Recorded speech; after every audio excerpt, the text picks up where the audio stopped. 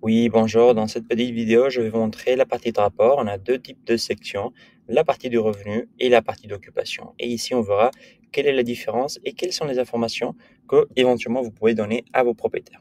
Depuis ici, vous allez avoir la partie de revenu, c'est toutes les réservations que vous allez avoir.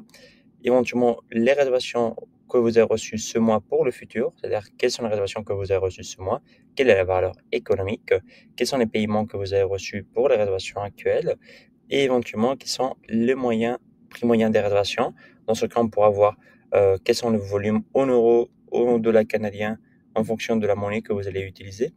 Évidemment, si vous avez des logements sur les différents emplacements, quel est le prix moyen par nuit? Aussi, vous pourriez voir un peu quels sont les prix moyens, quels sont les revenus par canot que vous pouvez voir ici, et quelles sont les commissions des canaux, pour voir un peu quelles sont les différentes ventilations.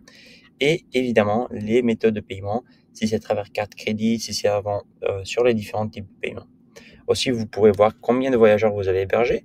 Et depuis ici, c'est que ça commence la section occupation, avec quels sont les logements que vous avez actifs, quelles sont les nuits vendues, quel est votre taux d'occupation, quelles sont les nuits créées, les réservations créées, etc. Dans le sens de nombre de nuits créées à venir, et quelles sont les réservations annulées, quelles sont les nuits annulées, et éventuellement les jours anticipés à la réservation, les 10 utilisateurs de l'équipe et les nuits par canot pour voir un peu cette duration moyenne des réservations.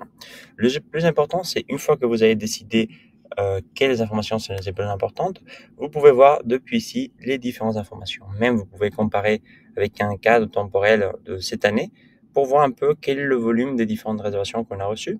On pourrait faire aussi une comparaison si on aurait avec d'autres années pour voir aussi avec les différents logements que nous on travaille, quelles sont les différentes réservations. Alors, on pourrait rentrer depuis ici pour voir depuis l'année 2025 quels sont les chiffres qu'on a reçus. Et aussi, on pourrait comparer année par année si on a l'historique des différentes années. Et on peut voir si c'est plus ou moins rentable que l'année dernière. Si c'est en rouge, ça veut dire que c'est moins rentable. Et si c'est en vert, c'est que c'est plus rentable. Éventuellement, on peut faire un suivi depuis ici sur la partie du revenu qu'on a reçu. Ça, c'est le brut. Et éventuellement, vous aurez aussi la partie de revenu généré.